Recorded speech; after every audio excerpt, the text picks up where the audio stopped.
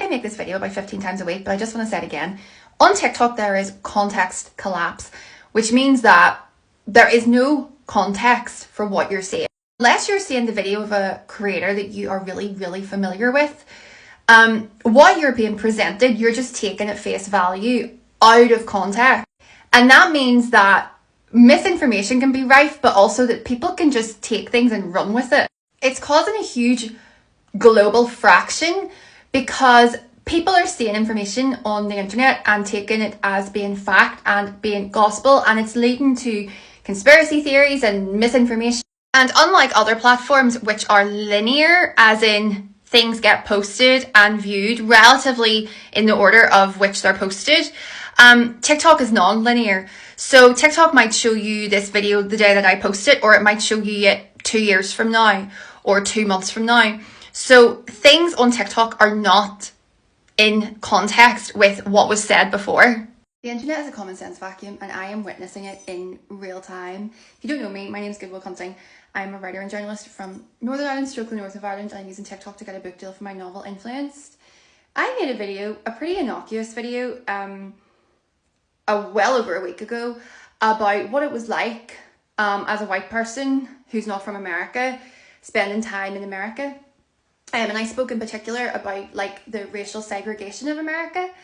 And it's so interesting because, like I say, I post on here in order to get a book deal, right? So I'm not trying to be an influencer. I'm not trying to take part in any kind of like online rhetoric in that, you know, I'm not interested in like stitching this video with this video to get this reaction or whatever.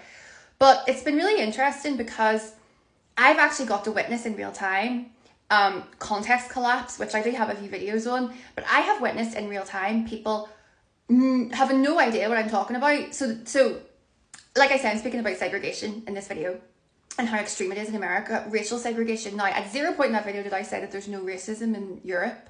In fact, quite the opposite. I have multiple videos about racism in Ireland.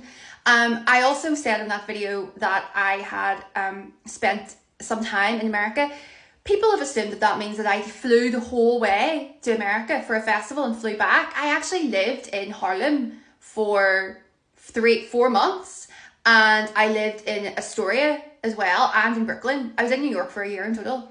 So I did get to see like more of America than a lot of Europeans would. But it's just so interesting to see context collapse in real time.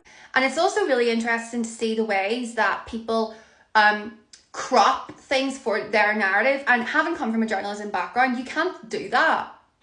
You can't do that. In journalism, no matter what outlet you work for, you have to have some level of clearance in order to say what you're saying. And that's not what happens on here. People on here can just hear you say 3 words and then go, that's what this person's talking about. And so, yeah, it's been really, really interesting. But for the record, I did actually spend a year in the States. I didn't just fly over for the Roots picnic.